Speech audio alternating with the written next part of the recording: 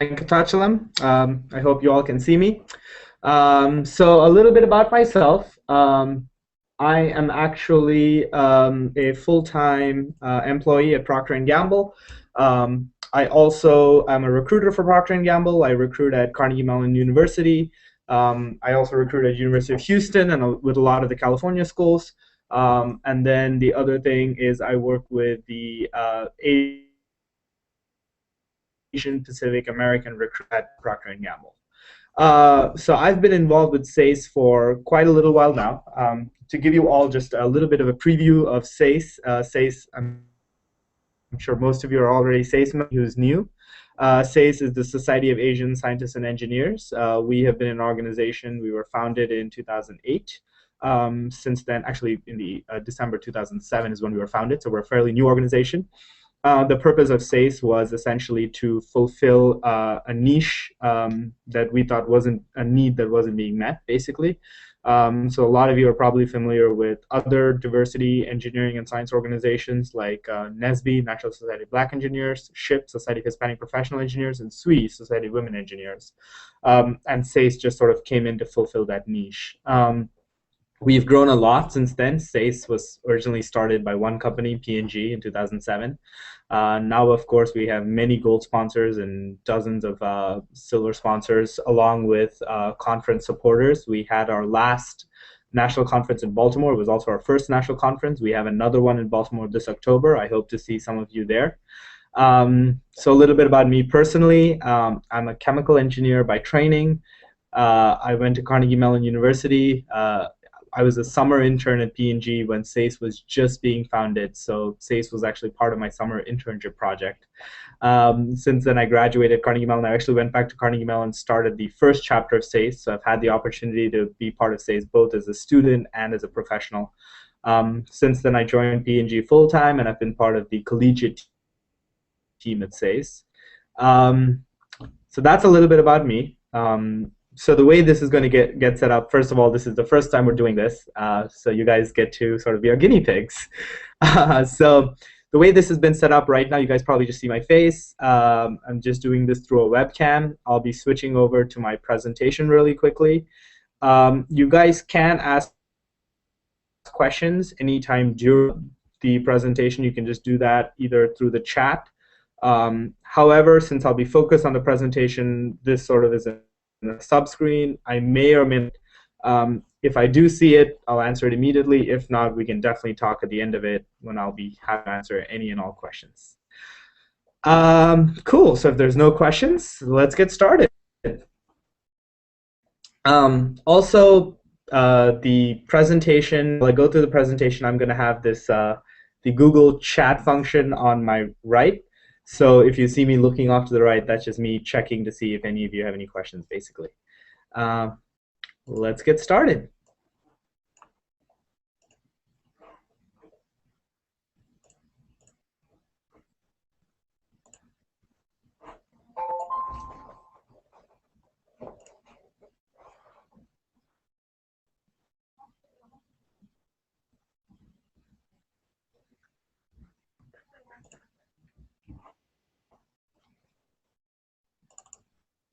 Excellent. So all of you should currently be seeing the opening slide of the presentation. You, the brand, managing your personal brand. So a little bit about this presentation. This presentation was actually originally made by two other presenters in SASE, David Pan and Faisal Khan, and then since then I've adapted it and modified it. The way this presentation evolved is that I work for P&G, David as well, who first made the first version of this presentation.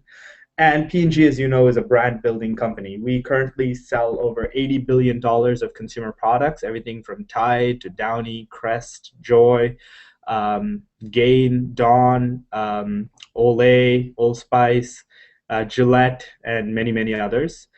We reach about 4.5 billion consumers around the world. We'll soon be at 5 billion in about 2 years. So we are a brand building company. And one of the things I learned as a P&Ger is managing the equity of a brand, whether it's Tide or Crest. You want to first understand what the brand stands for, and then as an engineer, what can you do to enhance that brand? This sort of meant that we're in a situation where I looked at a lot of the presentations that I was seeing at P&G, and I realized a lot of it's applicable to all of us, right? All of us, each of us have our own personal brand. Each of us are selling a product, namely ourselves, right? Oftentimes we could be selling it to a coworker. We could be selling it to a professor when you want him to hire you for a research project. And most importantly, you could be selling it to a recruiter when you want them to hire you in the company that you want to work at. So this presentation is going to be focused a lot on essentially how do you build that brand? How do you maintain that brand? And how do you get to where you want to be, whether it's getting the perfect job or getting a research project or pretty much anything else, getting into grad school, any of that. Cool. So let's start with branding, right? When you think of brand, you usually start with the 4 steps to building a brand, right? First of all, you want to know what you stand for. What is it that you're offering, right? Tide, cleaning. Olay, great skin. Pantene, shiny hair, right? You always want to start with what do you want to stand for, and then your next step is defining where you want to be or who you want to be as the brand, right?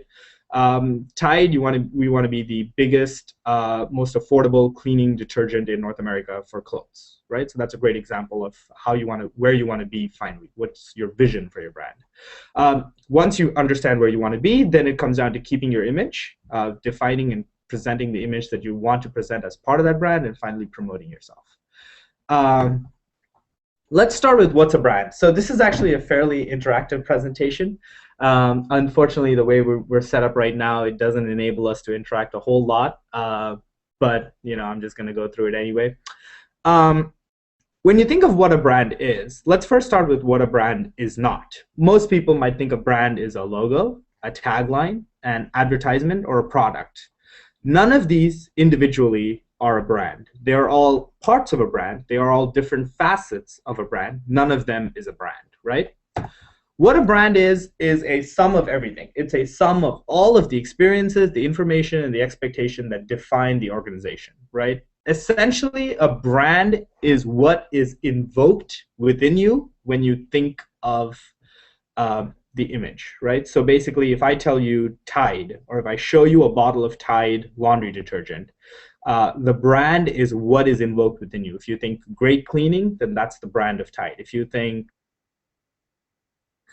makes my clothes bleed color, then that's also part of the brand, right? It's a negative part of the brand, but it is part of the brand. So essentially, the way you think of a brand is it's the sum of everything you are, everything you represent and want to be.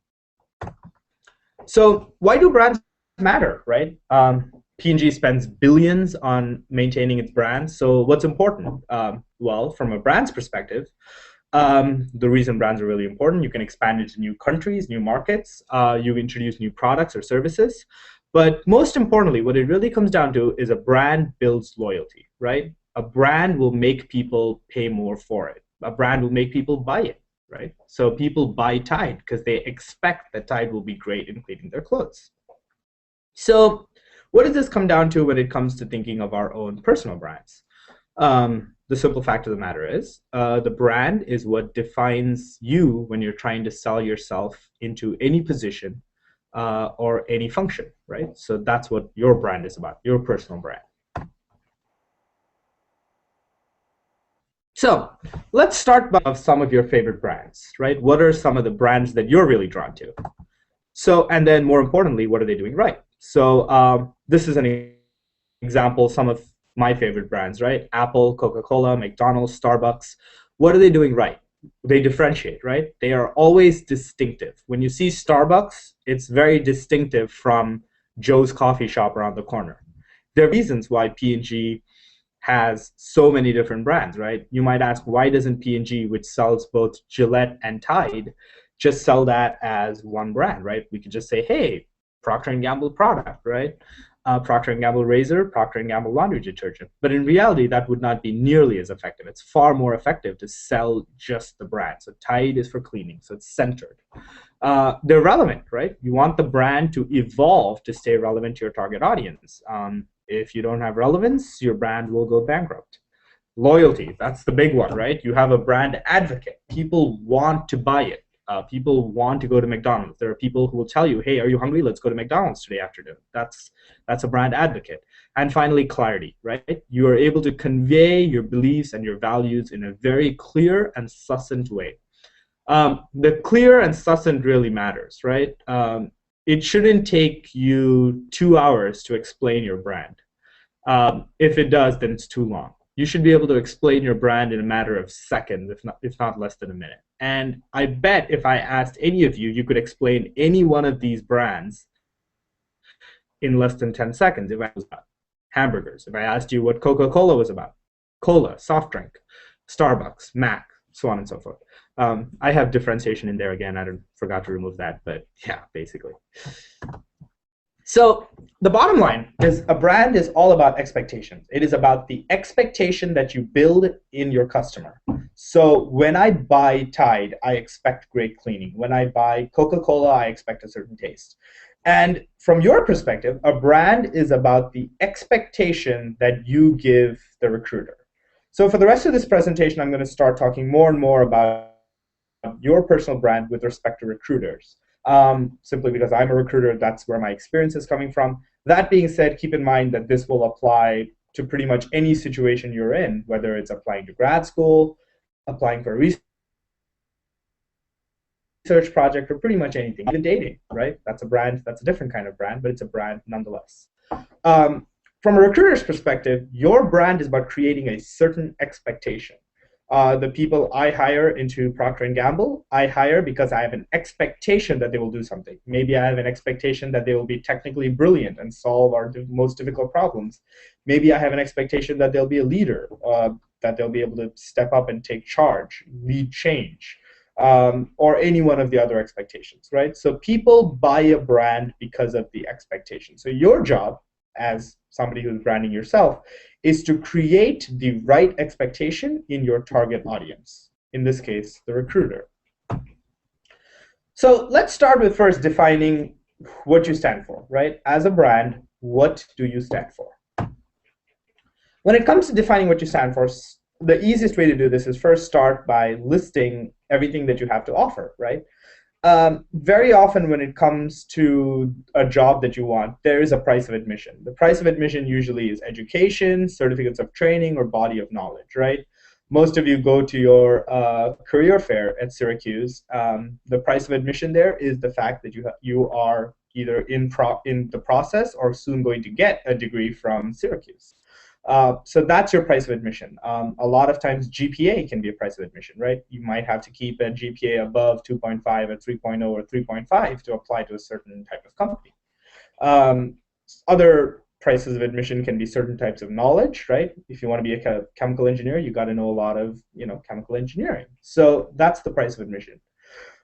Now, the problem, of course, is that everybody at your school has it. Guess what? Every chemical engineer in Syracuse is going to know chemical engineering, right? Because that's what they are. They're chemical engineers from Syracuse. So when you walk into that career fair, everybody in that career fair is going to have similar education, similar training, and similar bodies of knowledge, right? You can distinguish yourself on some factors like GPA or certain special courses that you might have done.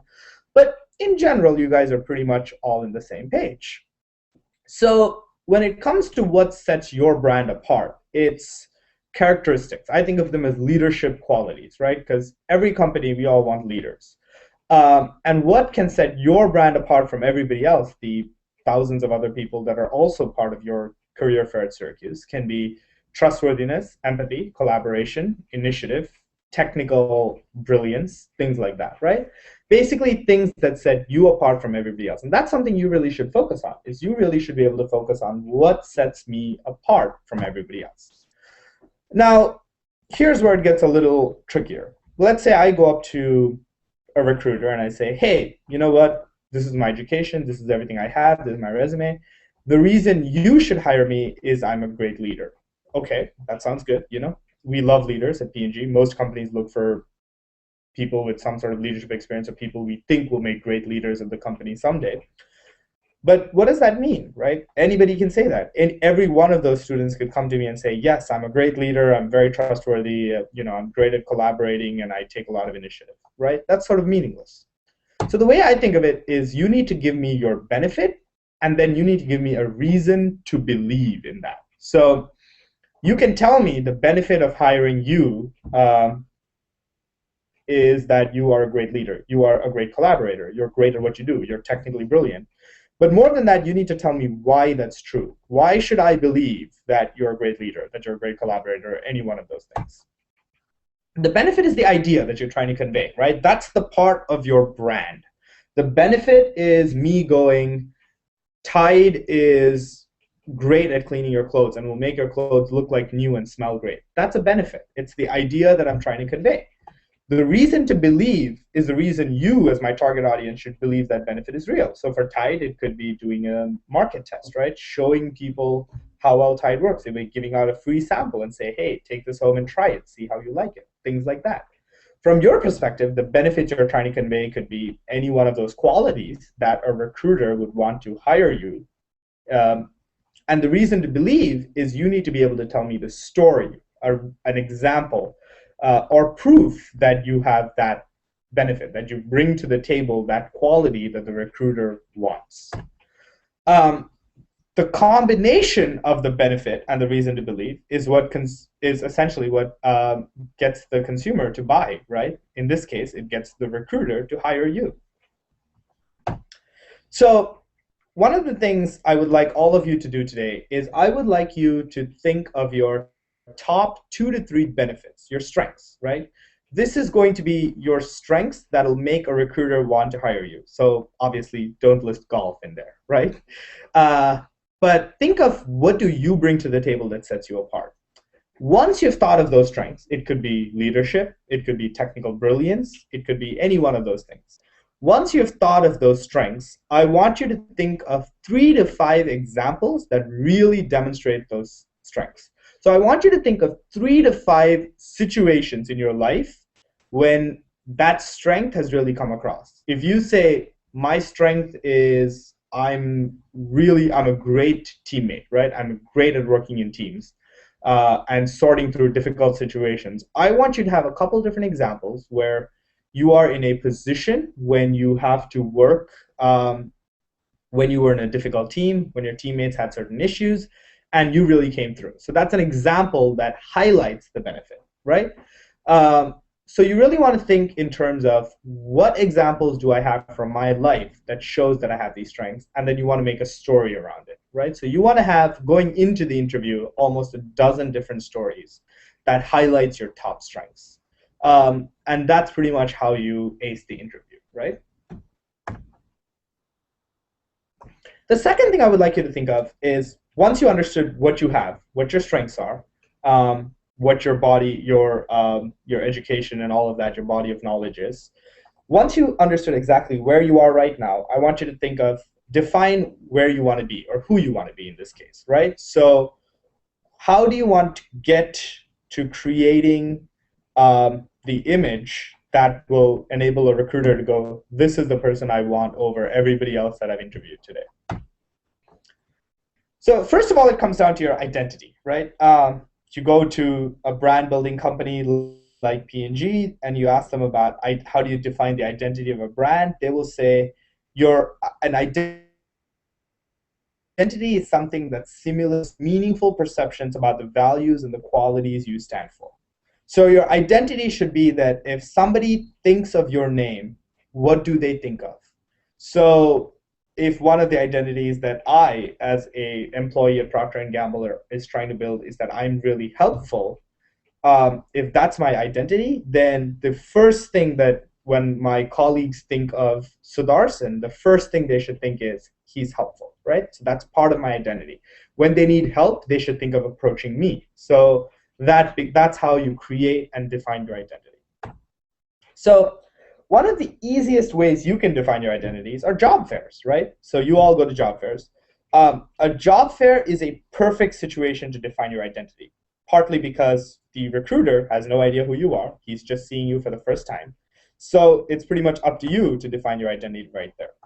The way I want you to do this, there's a lot of people talk about this, right? They call it the elevator speech. The reason it's called an elevator speech is basically if you were in an elevator with the person of your dreams who could get you exactly what you wanted, let's say the CEO of Procter & Gamble, and you have 30 seconds by the time the elevator reaches the top floor and he gets off, what do you say about yourself, right? And it's the same thing at a job fair. When you walk up to a recruiter at a job fair, the first 30 seconds to 1 minute is your time. It's a time when you can tell them about yourself and you can define your identity. I would like you all to create a 1 to 3 sentence introduction. This introduction supports your concept, it supports your image, right? Who you are. It provides the recruiter a reason or reasons to believe in that image. So you might have an image that you would make a great employee at a consumer products company like P&G, and then you need to give me the reasons that that would be true. And most importantly, you want it to be memorable. You want it to set you apart from everybody else. Now, usually when I do a presentation like this, I actually stop here for about 5 minutes and I let all of you write down your identity, right? I let you write down a paragraph that talks about your identity, your concept, your reason to believe, and how it sets you apart. Today, since I'm actually not right in front of you and I can't actually look over your stuff, we can sort of skip ahead, but you guys can definitely talk about this amongst yourself. Feel free to send me a paragraph. I can give you my email at the end of the presentation, so if you need more help on this, we can definitely talk. But basically, the core is make sure you do this. Make sure you do this before your job fair, which I believe is next week, right? The next thing I want you to think of is communication consistency. So on the right here, you can see various versions of Tide, right? You can see Tide powder, Tide laundry detergents, Tide stain release, Tide to go, washing machine cleaner, Swash, so on and so forth. Now, every one of these is a different product, right?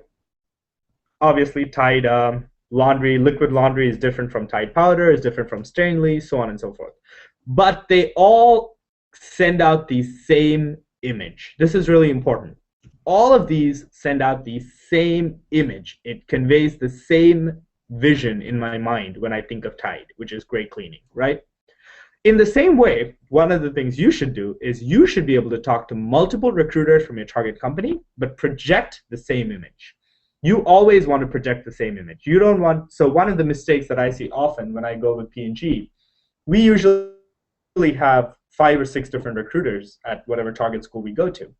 When we go over there, I'll have a person come up to me, tell me, oh, tell me what you do for P&G, and I'll tell them, well, I work in research and development, and they'll tell me, oh yeah, I love research and development, blah, blah, blah, and I'll talk to them. Then they'll walk up to somebody else later, maybe at a different event, and the person will say, well, I work in manufacturing, and they'll go, oh, I love manufacturing. So that's an example of inconsistent communication, right? You don't want to do that, because then when I later discuss the candidate among all of my fellow recruiters, they go, really? Huh, I got a completely different image from him. So that's what you want to think about, right? You always want your communication to be consistent. The other thing you want is you want to be able to communicate a lot, right? So think of how many advertisements you see for Tide. Probably dozens, right, over a year. So in that same theme, you want to be able to talk to your target recruiters multiple times. So make sure you go not just to the job fair, but also go to whatever info session they have. Maybe they have a presentation. Maybe they do a lunch. Whatever your target company does, by the end of the career fair, you want at least 2 to 3 times when you have spoken to recruiters from your target company, preferably even the same recruiter. This means that that one recruiter or recruiters will remember you. Remembering you is probably the best thing that you can do when it comes to when it comes to getting hired. If I don't remember you, I'm not going to hire you. Simple as that, right? So make yourself memorable. Then once you have figured out, who you are and defined where you want to be, you want to manage this image, right? You want to now you have the image that you want to convey. Now you want to make sure it's conveyed. So when you think of creating an image, when do you create your image? This is usually a question I ask, the room I'm in. I get various answers. I create my image when I'm writing a test and getting a certain GPA or any one of those things. The simple answer is you create your image all the time, right? Every second of every day, everything you do adds to your image. So never forget that, right? I have people who go up to a recruiter and they say, oh yeah, I'm great at working with teams. And then I go and talk to their professor, which we often do at P&G, right? We often talk to professors and get recommendations. The professor goes, "What are you talking about? That person's awful at Teams." So that's an example, right? So you always want to be aware of everything you're doing all the time. Facebook is a big part of your image, right? So think of things like that. An image isn't just what you tell the recruiter, it's who you are all the time.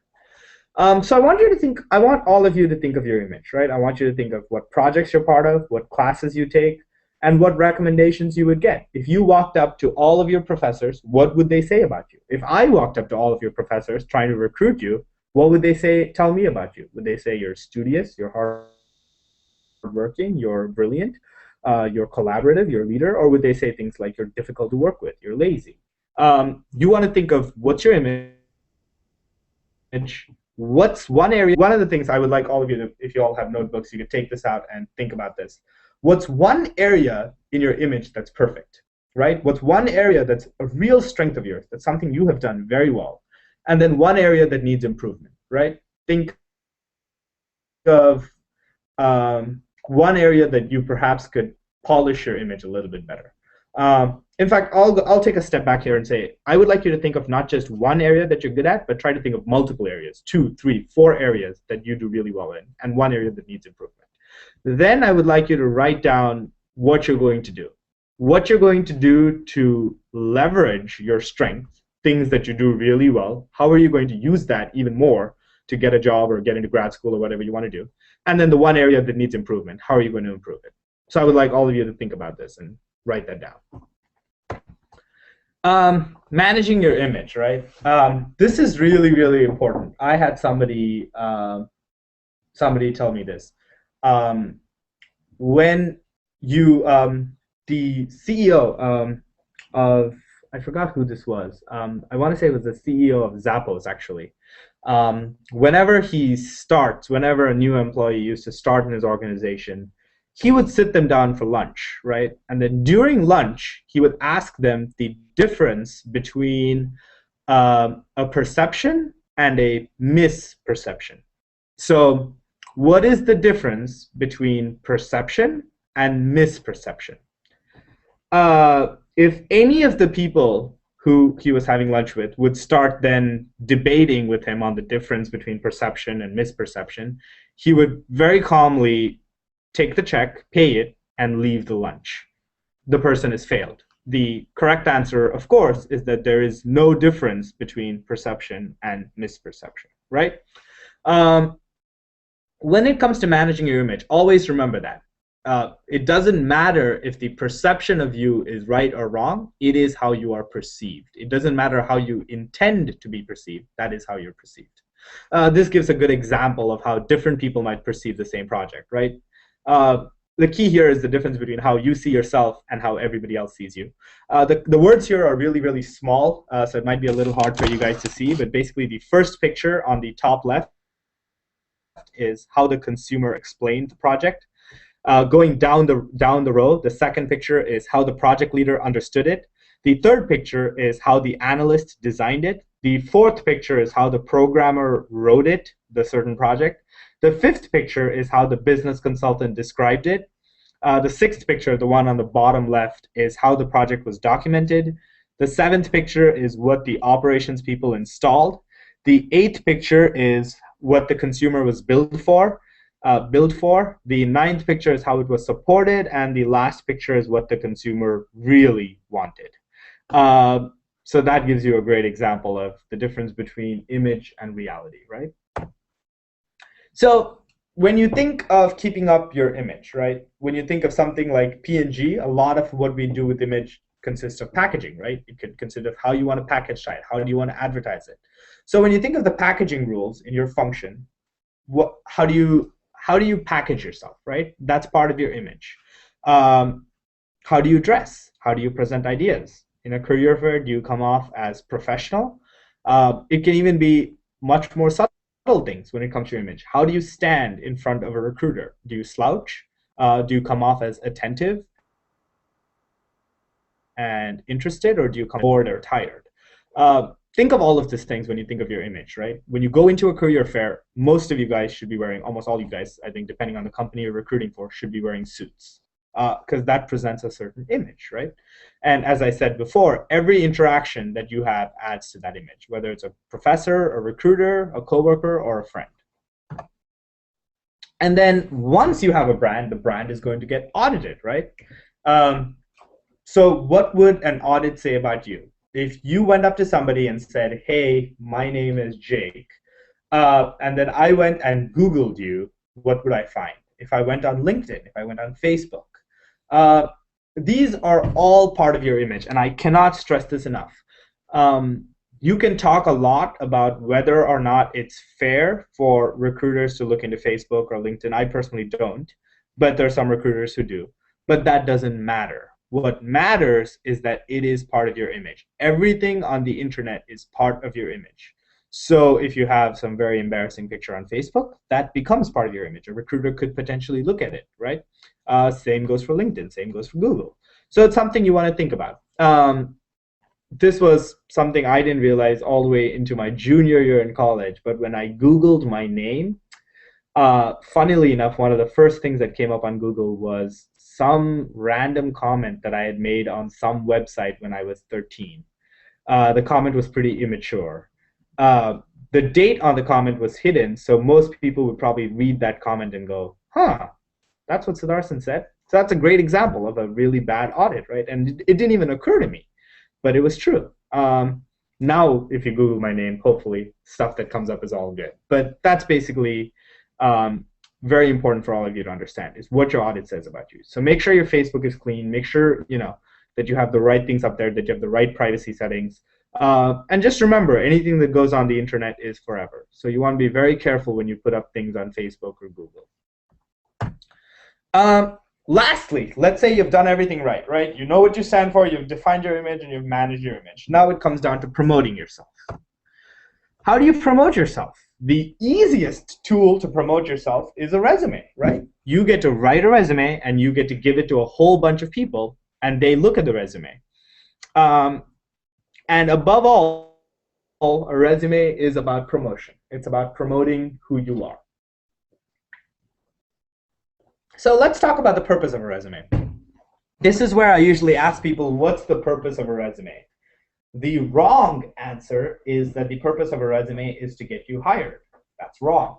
A resume does never get you hired. There's no company, not even McDonald's, will, if they're looking for somebody to flip burgers, they still won't hire you just based on your resume. They'll usually talk to you. So a resume is not to get you a job, it's to get you the interview, right? It's to get you into the interview chair. That's the resume.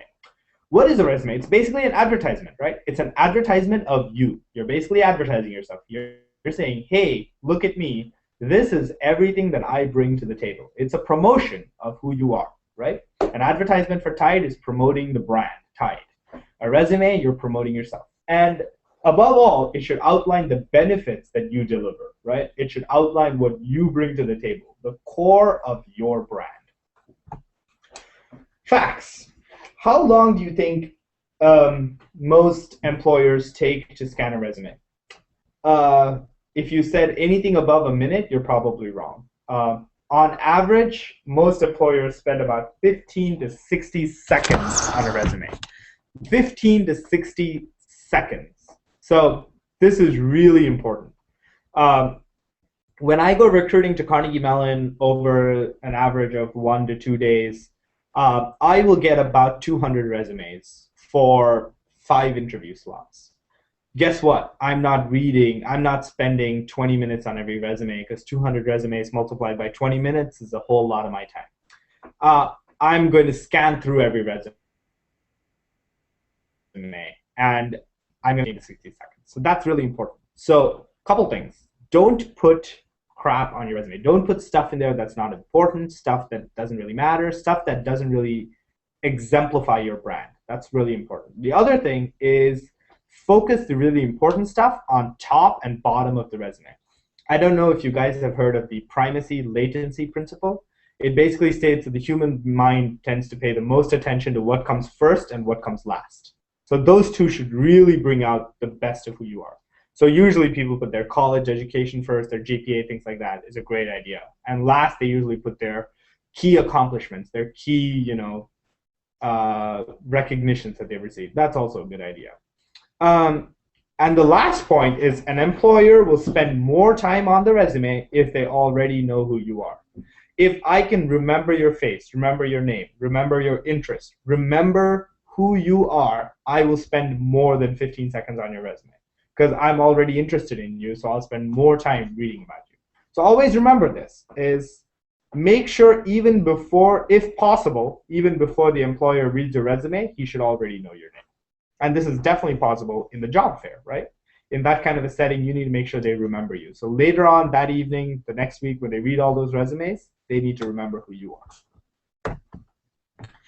Focus of a resume. A resume should have two parts, assertion and evidence. This is basically the exact same thing as the benefit and reason to believe that we discussed earlier, which you do during the interview or during the speech portion. The resume is it's almost the exact same setup, right?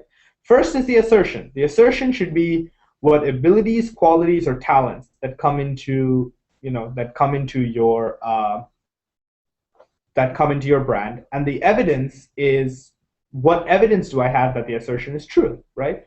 So evidence can include achievements.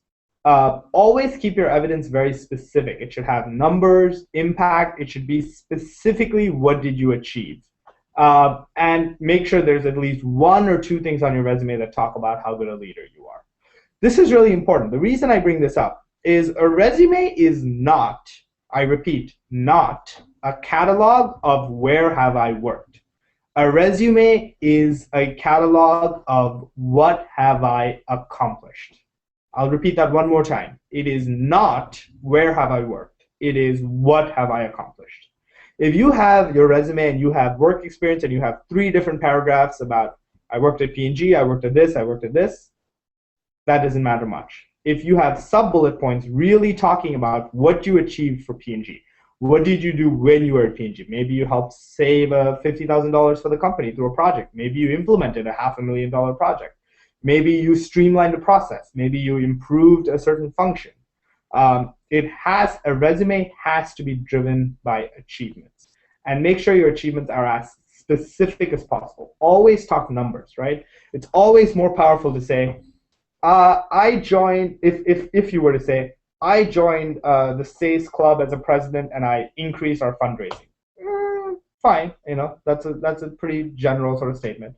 If you said, I joined SASE and in 1 year I improved our fundraising from X dollars to Y dollars, that's great. If you say, I increased fundraising by 60%, that's a huge number. That means you increased fundraising by almost more than 1.5 times, right? So always talk numbers. Always be specific. It helps people contextualize who you are much quicker. Do's and don'ts. This isn't really very important. You'll find, most of you probably already know this. You'll find a lot of it at your local career center. And I can do a more detailed presentation on a later date about resume writing. But really, when you think do's and don'ts, the big ones are, use standard fonts. Don't use anything creative. A resume is not a place to be super creative. Always use white paper and write with black ink. A lot of companies scan their resumes and use computer databases to manage it. So you don't want to use like any creative color paper because that can screw up the scanner. Always provide originals. Make sure you take plenty of extra copies and make sure you have an email address and a phone number appropriate for business. And when I say appropriate for business, that means please check the voicemail on your phone number that you give out to recruiters. You don't want to have a funny or quirky message in there. You want it to be pretty professional. Don'ts, obviously, don't lie on your resume. Don't exaggerate. Don't be too wordy, right? It's better to have a slightly light resume that's packed with your best stuff versus a super long resume.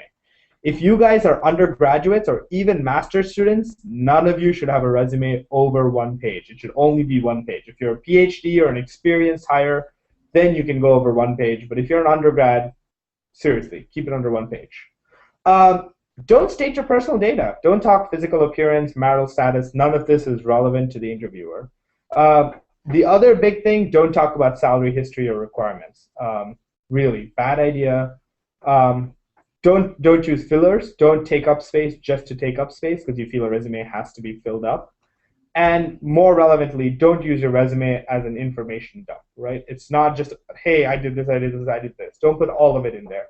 What matters more is putting your best accomplishment. So instead of putting 6 different work experiences, including the time you were a barista at Starbucks, if you could just put 2 experiences, but really go into detail about what you really accomplished in those experiences, that's usually more valuable. And this goes almost without saying, but make sure your resume does not have spelling error. Huge problem. The second I see a spelling error, you're in trouble. Common mistakes, as I said, for a lot of you, I assume, are in college right now. Don't put too much high school information on your resume, especially if you're a junior or a senior. If you're a sophomore, you can get away with a little bit.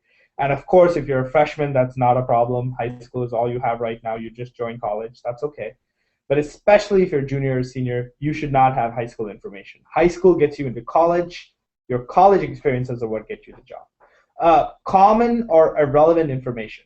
One of the things, a waste of space on your resume, is putting up things like what courses I have done, especially when every person in your college has done those courses. So when I see a junior chemical engineer and he's used a paragraph on his resume to list his courses, and he has courses like Physics 1, Chemistry 1, Calculus 1, Calculus 2, Thermodynamics, that's a waste of my time. Because I know as a junior chemical engineer, you've already taken those courses.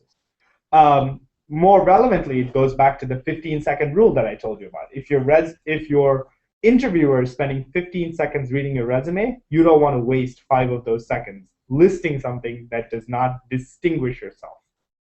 That flows into the third point. Make sure your resume distinguishes yourself from your competition. Always think of your competition and what else you're bringing to the table. And finally, as I said before, errors. Don't have any errors on your resume.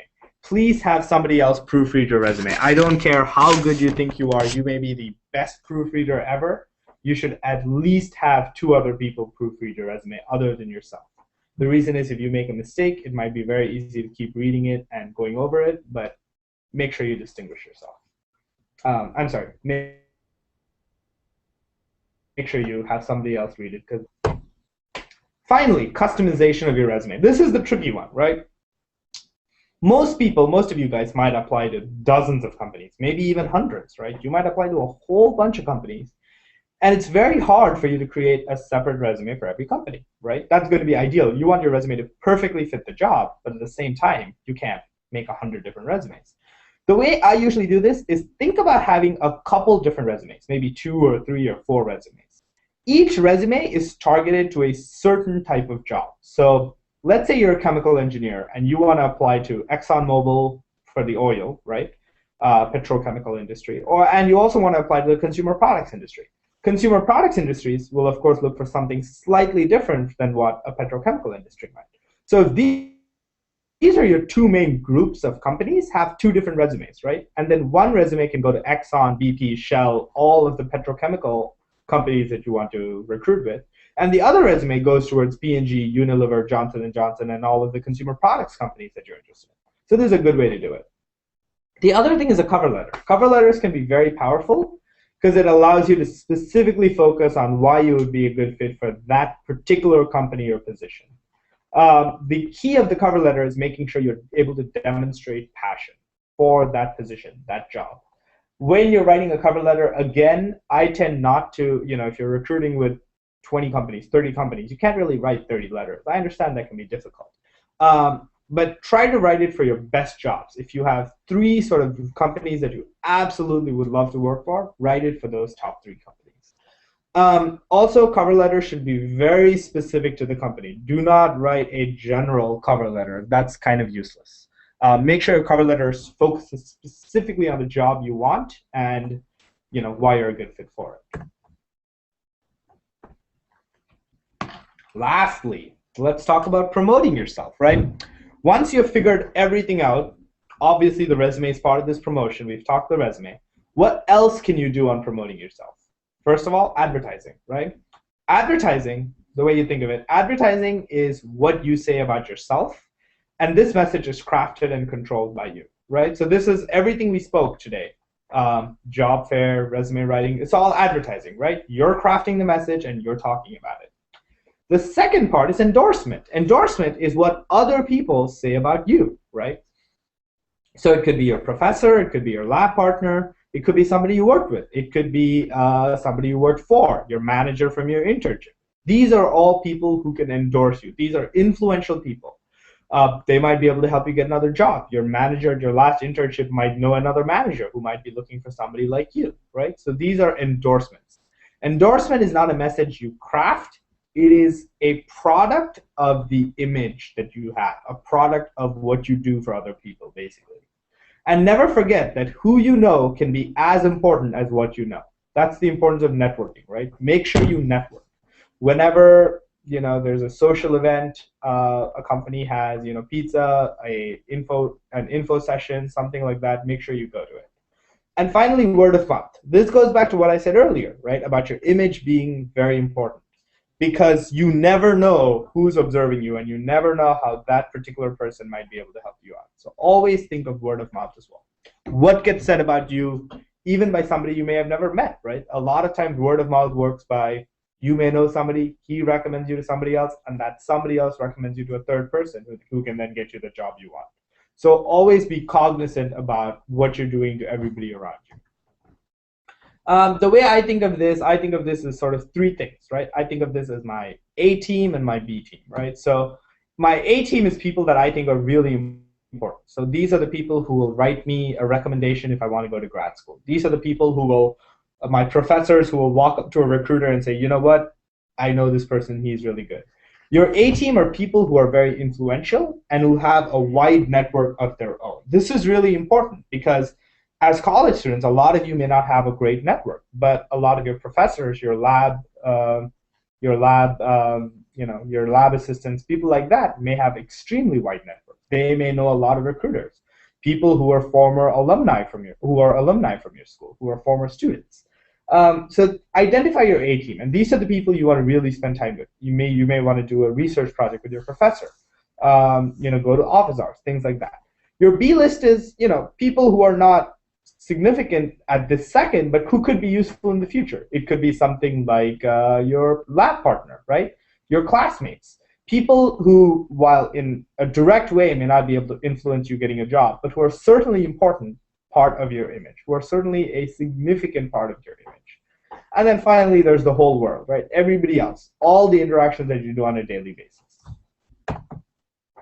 So that's the B team, and then everybody else. Then once you talk about you've made your brand, you've promoted it, what can you do to boost the value of a brand, right? This goes back into the interview. So anytime you talk, finally, let's say everything worked perfect, you do a great job of creating an image at the job fair, then finally you'll get the interview. How do you handle the interview? First of all, action, right? Always talk about what you did. What did you accomplish? This is really important. A lot of people go into an interview and they talk about what the team accomplished. While that's important, what really matters is what did you do as part of that team that led to that result? What did you personally accomplish? Remember, an interview or a talk with a recruiter, it's always about you. Results, very important, right? The quality of your results, not just your action. Employers aren't just interested in what you did. They don't care that you work for Google or IBM or P&G. They also want to know what you did over there and what did you achieve, right? What results did you do? What value did you contribute to the project or employment that you were part of? And finally, it's a theme, right? Everything you say should fit into a theme for the job you want. Passion is really important. I can't stress this enough. If somebody comes to me and demonstrates that they're passionate about P&G, that automatically makes them stand out in me wanting to hire them. And consider how you can demonstrate passion. Knowing the company is a big one. The worst question that I've ever gotten when I was recruiting was actually at Carnegie Mellon a few weeks ago. A person walked up to me and said, hey, so P&G, what do you guys do? That almost automatically disqualified it because it doesn't seem like he was interested in the company. It just seemed like he was wandering around and happened to see us there. That doesn't demonstrate passion, right? Always demonstrate passion for what you want to do. The way I always do the interview is the CAR concept, C-A-R. C is context. Always present context first. A is action. What did you do in that situation? And the R is result. So every interview question you answer should be in the form of CAR. Context, action, result. Finally, evolve, right? Once you have everything in place, you always want to continuously improve, right? You want to improve going from your sophomore to your junior to senior. So as you go along in life, you're always better than you were before. When you think about how you want to evolve going forward, here are some of the questions I want you to ask yourself. Are you considered for the job you want, right? Think of your ideal job. Would that person consider you worth the investment? Would they consider you for the job? Think of the people around you. How credible are your ideas? When you bring up an idea, do people usually listen to you? Think of the people you work with and the people you work for. It could be your peers, your professors, or employers. Will they vouch for you? Will they say, yes, this person works for me, they're great, right? How seriously are you taken, right? Do people intuitively trust you when it comes to your technical competence? How serious is your endorsement? That's the ultimate test, right? When you say, you know what, I trust this other person, will somebody else trust him? And if they do, that intuitively means they trust you a lot, right? So the power of your endorsement is actually a great test to see how much trust you command. And then finally, are people willing to pay you what you're worth, right? That's what it comes down to. If you have all of these things, then you have a good seat at the negotiating table, right? You will get paid for it. So it does translate to dollars at the end of the day. If any of you are interested in P&G, you can talk to me more.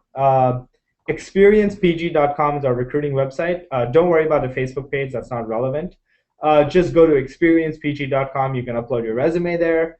You can also talk to me. I recruit for P&G, so that's just a little pitch from a P&G perspective.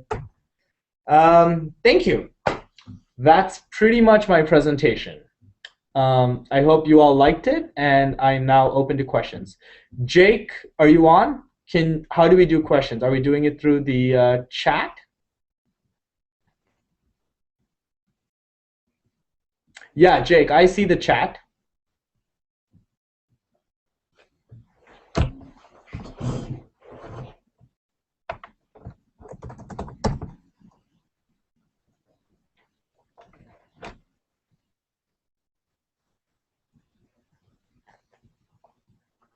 Oh, wait, Jake, you mean the chat on YouTube?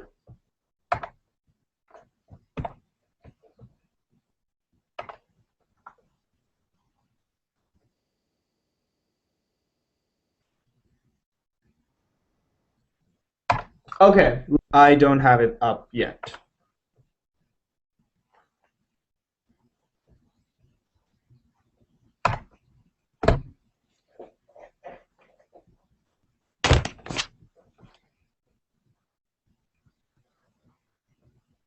Excellent.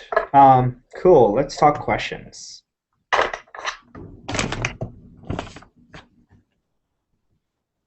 Excellent. Cool. Let's talk questions.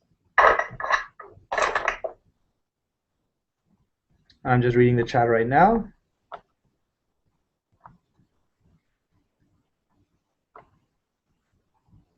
First question, I see one in there. Let me do view all comments. 1 second. How do you market yourself if you have experience in a variety of fields, such as engineers, management trainings? I would suggest marketing yourself pretty much separately to every one of those. So think of this in terms of your target audience. First of all, most importantly, are you applying to somebody who values you for your engineering experience? Are you applying to a position that would value your management more? What trainings would each of those value? This goes back to the idea that I suggested that you have multiple resumes. I was in this position where I was a double major, chemical engineering and business, and I was applying to a very diverse set of companies. On one hand, I was applying to hardcore chemical engineering companies like Exxon and Dow Chemicals. I was also applying to P&G and Unilever and a whole bunch of consumer products companies. And at the same time, I was applying to Goldman Sachs and Wall Street because I was a finance major. So that sort of was a good, an interesting quandary because obviously the same resume, the same set of skills don't apply to both. So the simple answer is I had multiple resumes, and each one was focused on a particular job.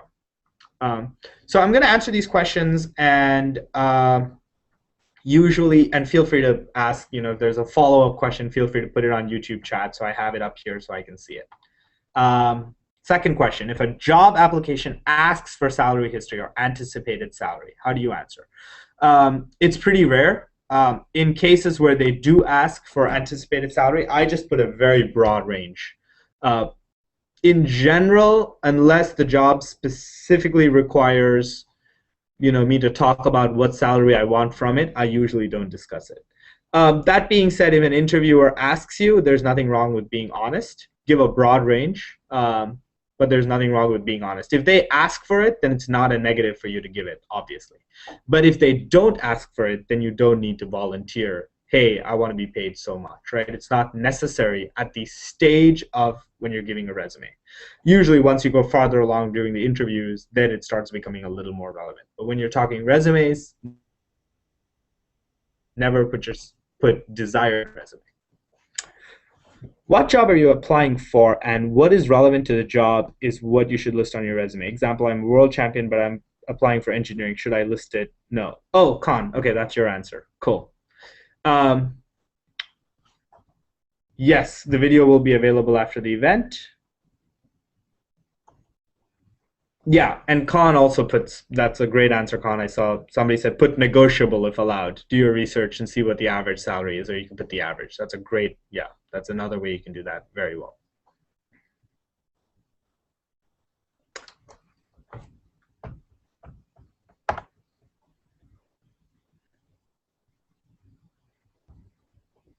I'm just going through the list here to see if there's anything else.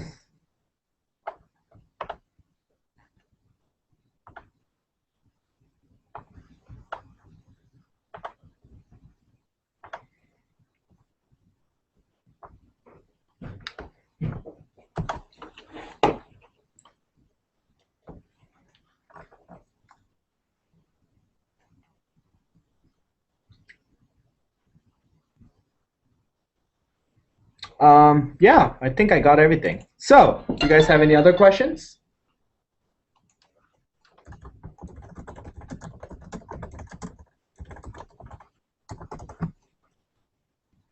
Of course. I got two questions. For an elevator pitch, would you list your BS, MS, if it is indifferent? Yeah, I always start my elevator pitch with, my specific degree. That's always a good way to start an elevator pitch. So a sample elevator pitch. So I haven't done one in a while, but I can just make it up. But this is sort of how I would do an elevator pitch. Hey, so I'm walking up to a recruiter, let's say from P&G.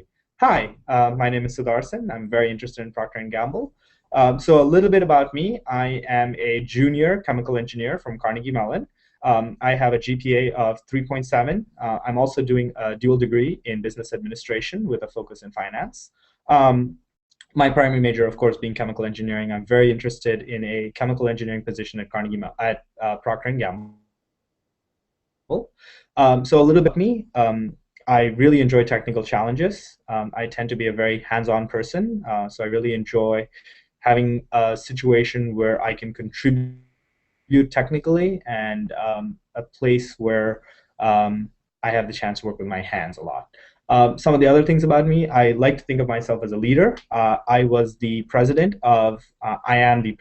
of the AICHE chapter here at Carnegie Mellon, and I'm also the founder of the SASE chapter at Carnegie Mellon. This was a significant challenge for me, and I really enjoyed being a part of it.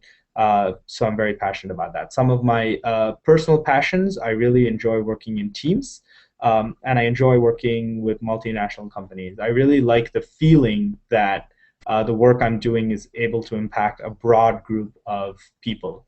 It's one of the reasons I'm very passionate about P&G, actually. I mean, I know you guys serve over 4 billion consumers, so that's really exciting to me.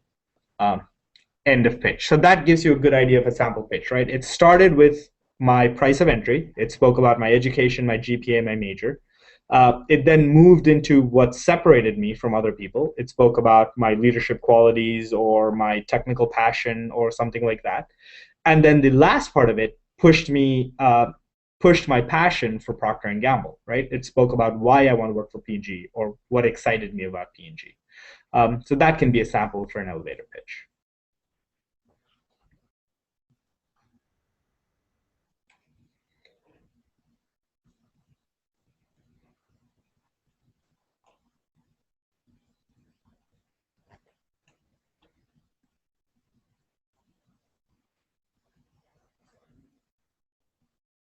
Yeah, exactly.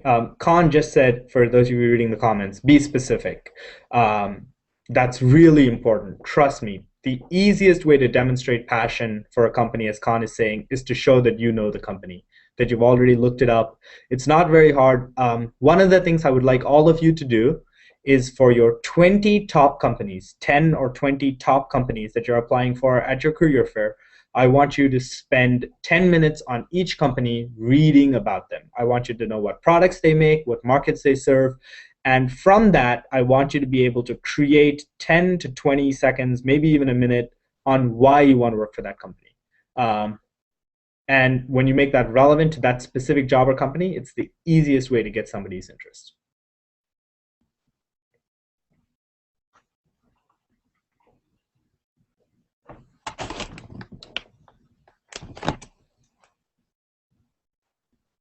Cool.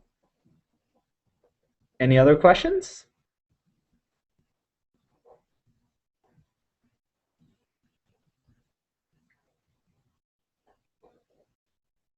Going once? Going twice?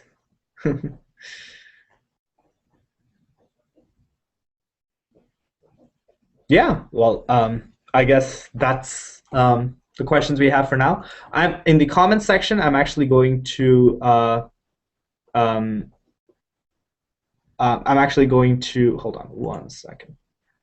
Yeah, I'm actually going to give you all my email, so feel free to send me an email.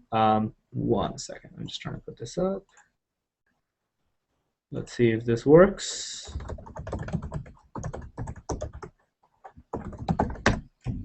So that's my email right there. So if any of you have any questions after, feel free to send me a question or pretty much anything you like. Uh, Thanks a lot.